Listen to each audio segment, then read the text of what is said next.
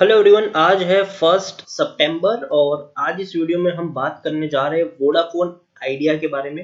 देखिए, पिछले कुछ दिनों से जिस केस की सबसे ज्यादा चर्चा हो रही थी, टेलीकॉम से जुड़ा हुआ जो केस था सबसे ज्यादा चर्चा थी, उसमें सिर्फ वोडाफोन आइडिया ही नहीं, भारती एयरटेल से लेकर कई सारी कंपनीज के ऊपर ये केस चल रहे थे। और फाइनली आज सुप्रीम कोर्ट ने अपना वर्डिक्ट सुना दिया है। सुप्रीम कोर्ट ने पैसा तो इनको चुकाना ही था, इन सारी कंपनीज को, लेकिन चुकाने के लिए कितना वक्त इनको मिलने वाला था उसके ऊपर सारी की सारी सिचुएशन निर्भर करती थी। और आज जैसे ही सुप्रीम कोर्ट ने अपना वर्डिक्ट सुनाया, बताया कि आपको इतना वक्त दिया जाएगा, ये कंडीशंस है, और शेयर में गिरावट आई वोडाफोन आइडिया के। वोडाफोन आइडिया का शेयर टूट के बिखर गया, 11% की भयंकर गिरावट आई है, जबकि भारती एयरटेल के शेयर में दमदार रैली भी देखने को मिली है। इस वीडियो में हम बातचीत करेंगे उन वर्डिक्ट के बारे में और वोडाफोन आइडिया को वो किस तरीके से अफेक्ट करेगा, उसके बारे में भी आज हम इस वीडियो में बातचीत करेंगे। लेकिन उससे पहले अगर आपने अभी तक चैनल को सब्सक्राइब नहीं किया है तो प्लीज अभी इसे सब्सक्राइब कर लीजिए, क्योंकि आगे भी बहुत सारे वीडियोस हैं जो आपको काफी ज्यादा हेल्प करेंगे। तो चलिए शुरू करते हैं। तो वोडाफोन आइडिया, जैसे कि आप देख सकते हैं, 9 रुपए के ऊपर पहुंच चुका है। 11.5% की एक भयंकर गिरावट हमें यहाँ पर देखने को मिली है। पिछले एक महीने में अगर हम देखें तो हालांकि 7.5% की बढ़िया रैली थी। 8 रुपए 25 पैसे के ऊपर शेयर था, बढ़िया रैली है, 10 रुपए तक पहुंचा, लेकिन आज एक ही झटके में शेयर नीचे टूट गया है। पिछले एक साल की बात करें तो एक साल में 67% का ग्रोथ है। यहाँ पर 3 रुपए से भी नीचे ये शेयर ट्रेड कर रहा था। एक बड़ी रैली आई, 12 रुपए तक पहुंचा, गिरावट आई, तेजी आई, गिरावट आई, तेजी आई, और ये वो लेवल से जहां पर मैं आपको कंटिन्यूसली एग्जिट करने की सलाह दे रहा था, और ये वो लेवल से जहां पर मैंने आपको बाइंग की भी एडवाइस दी थी। लेकिन बाइंग की एडवाइस मैंने आपको 4-5 रुपए के आसपास दी थी, और जैसे शायद 10-11 रुपए पर पहुंचा था, तब से मैं वोडाफोन आइडिया के ऊपर वीडियो बना के आपको एग्जिट करने की सलाह दे रहा हूँ। मैं कह रहा हूँ खरीदारी मत करिए। और आज एक भयंकर गिरावट यहाँ पर देखने को जरूर मिली है। पिछले 3 साल की बात करेंगे तो पिछले 3 साल में 83% की गिरावट है। 70 रुपीज के लेवल से शेयर टूटकर नीचे आया, तेजी भी आई, लेकिन वापस यहाँ पर गिरावट देखने को मिली है। लार्ज कैप शेयर तकरीबन 30,431 करोड़ के आसपास का इसका मार्केट कैप है। एनएससी में अगर हम देखें तो भैया वॉल्यूम ट्रेड वाकई में आपकी आंखें फट जाएगी, इतने ज्यादा वॉल्यूम ट्रेड्स आज देखने को मिले हैं। एनएससी में देखने जाए तो 160 करोड़ से भी ज्यादा का वॉल्यूम ट्रेड है, और अभी भी मार्केट क्लोज नहीं हुआ है। अभी वक्त हुआ दोपहर के 2:45 हुए हैं, अभी भी 45 मिनट्स का मार्केट बाकी है। तो अभी भी कह सकते हैं कि 200 करोड़ तक का भी इसका वॉल्यूम ट्रेड देखने को मिल सकता है एंड ऑफ द डे। तो काफी बड़ा वॉल्यूम ट्रेड है एनएससी में। और अगर हम यहाँ पर आपको देखने की कोशिश करें तो प्रमोटर के पास 18.48% की बहुत बड़ी होल्डिंग है, एफएस के पास 7.19% की होल्डिंग है, म्यूचुअल फंड के पास 2.75% की होल्डिंग है, इंश्योरेंस कंपनी के पास 0.57% की होल्डिंग है। और आप देख सकते हैं कि हर कोई बिकवाली कर रहा था। बड़े बड़े फंड हाउसेस ने जून क्वार्टर में बिकवाली की है और खरीदारी की है रिटेल निवेशकों ने। प्रमोटर की विद हाईएस्ट होल्डिंग की बात की तो ग्रासिम इंडस्ट्रीज है 11.55% की होल्डिंग के साथ। एक भी शेयर प्रमोटर का गिरवी नहीं है। 30 म्यूचुअल फंड स्कीम का पैसा लगा है, 210 एफआईएस भी यहाँ पर इन्वेस्टेड है। इंडिविजुअल इन्वेस्टर होल्डिंग 11.53% है। तो आज का जो वर्डिक्ट था, वर्डिक्ट जैसे आया, शेयर में कह सकते हैं कि 10% की गिरावट है, लेकिन बाद में वो 11-12% की भी गिरावट हो चुकी है। यहाँ पर देखिए न्यूज कुछ इस तरीके से है कि Vodafone Idea share have tanked nearly 10% after the Supreme Court orders on adjusted gross revenue AGR की जो हियरिंग थी, उसमें the apex court has given telcos 10 year to clear AGR related dues. तो देखिए कोर्ट ने कंपनीज को 10 साल का वक्त दिया कि भैया आपके पास 10 साल है, 10 साल में आपको पैसा चुकाना है, ठीक है। लेकिन उसमें भी कुछ कंडीशंस है कि किस तरीके से चुकाना। ऐसा नहीं है कि 9 साल तक ऐश करो, 10वें साल आप पूरा का पूरा पैसा चुका देना, जी नहीं, बीच बीच में आपको पैसा चुकाना है, उसके भी कई सारी चीजें हैं। और देखिए यहाँ पर अब अगर हम बात करें कि the telecom companies in April sought more time for government for paying AGR dues, reported Economic Times. It also fell short of submitting bank guarantees to cover spectrum payment. तो देखिए यहाँ पर पिछले काफी वक्त से टेलीकॉम कंपनियां पेमेंट करने के लिए वक्त मांग रही थी, और अभी इनको वक्त मिला भी है, लेकिन थोड़ा सा कम वक्त मिला है। और इसीलिए एक्चुअली कम वक्त वोडाफोन आइडिया के लिए है और एयरटेल के लिए वो कम बिल्कुल भी नहीं है। यहाँ पर देखिए as per self assessment telecom company submit 8% of their AGR as licence fee and about 3 or 4% spectrum usage charges. तो देखिए सेल्फ असेसमेंट में टेलीकॉम कंपनियों को सबमिट करना होगा 8% का एजीआर एंड लाइसेंस फीस, और 3 और 4% का स्पेक्ट्रम यूजेज चार्जेस भी इनको सबमिट करना होगा।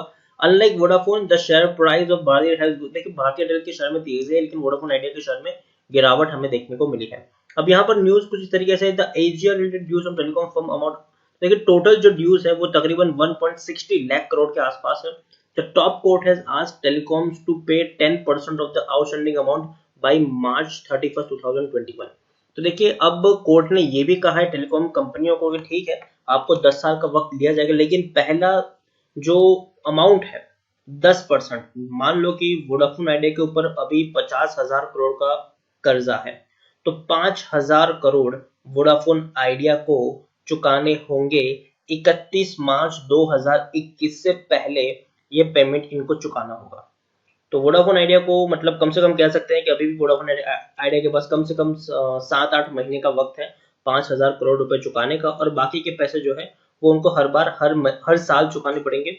A three-judge bench by Justice Arun Misra said that the firm will have to pay installments by February 7th or every succeeding year।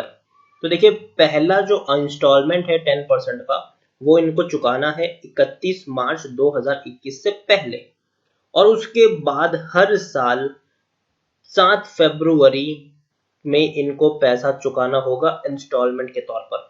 In case any firm default on paying dues by deadline, interest will be occurred. Apart from this, non-payment will be considered contempt of court। तो देखिए यहाँ पर ये है कि उसके बाद हर साल आपको इंस्टॉलमेंट पे करनी है, और अगर आप इंस्टॉलमेंट पे नहीं करते हैं तो भैया आपके ऊपर हैवी पेनल्टी लगेगी विद इंटरेस्ट, और अगर आप तब भी नहीं चुकाते हो तो उसको कंटेम्प्ट ऑफ कोर्ट माना जाएगा।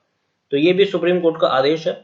The Supreme Court will also not entertain request related to AGR dues। तो देखिए सुप्रीम कोर्ट ने ये भी कहा कि देखो इसके बाद हम आपकी कोई भी जो भी आपकी डिमांड होगी वो हम उस पर कोई सुनवाई नहीं करेंगे, खास करके AGR ड्यूज को लेकर। तो ये जो है वो फाइनल फैसला है, आपको चुकाना है, इतना वक्त है, इतना टाइम है आपके पास, इस तारीख को चुकाना है। तो पूरा का पूरा सिचुएशन यहाँ पर आ चुका है।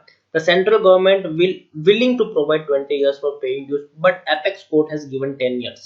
तो देखिए यहाँ पर यह है कि सेंट्रल गवर्नमेंट जो है वो 20 साल तक का वक्त देने के लिए तैयार थी, लेकिन कोर्ट ने 10 साल का ही वक्त इनको दिया है।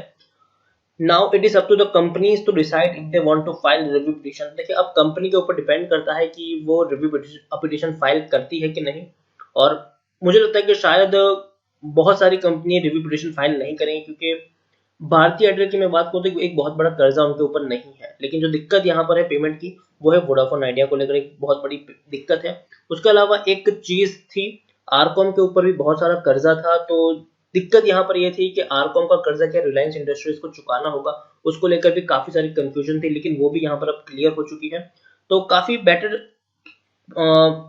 चीज है, मुझे लगता है भारतीय एयरटेल और वोडाफोन रिलायंस को कोई खतरा नहीं है, लेकिन अभी भी वोडाफोन के लिए सिचुएशन उतनी अच्छी नहीं है, क्योंकि हर साल वोडाफोन आइडिया को 5,000 करोड़ रुपए चुकाने होंगे। हर साल इस कंपनी को 5,000 करोड़ रुपए चुकाने हैं, और वो वाकई में काफी मुश्किल है।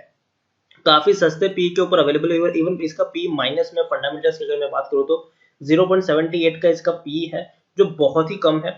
रिटर्न ऑन आरओई की बात करें तो भैया वो -600 में यहाँ पर देखने को मिला है। डेट टू इक्विटी रेशियो 15.50, तो फंडामेंटल्स देखने जाए तो उतने अच्छे नहीं है। तो वोडाफोन आइडिया के लिए कुछ खास सा एक्साइटमेंट यहाँ पर देखने को नहीं मिला है, लेकिन फिर भी एक चीज है, कंपनी सरवाइव हो चुकी है, तो ये बहुत अच्छी बात है कि कंपनी सरवाइव कर रही है, और एटलीस्ट 10 साल तक हम उम्मीद कर सकते हैं कि 10 साल नहीं लेकिन एटलीस्ट आने वाले 1-2 साल के लिए तो कंपनी सरवाइव कर चुकी है।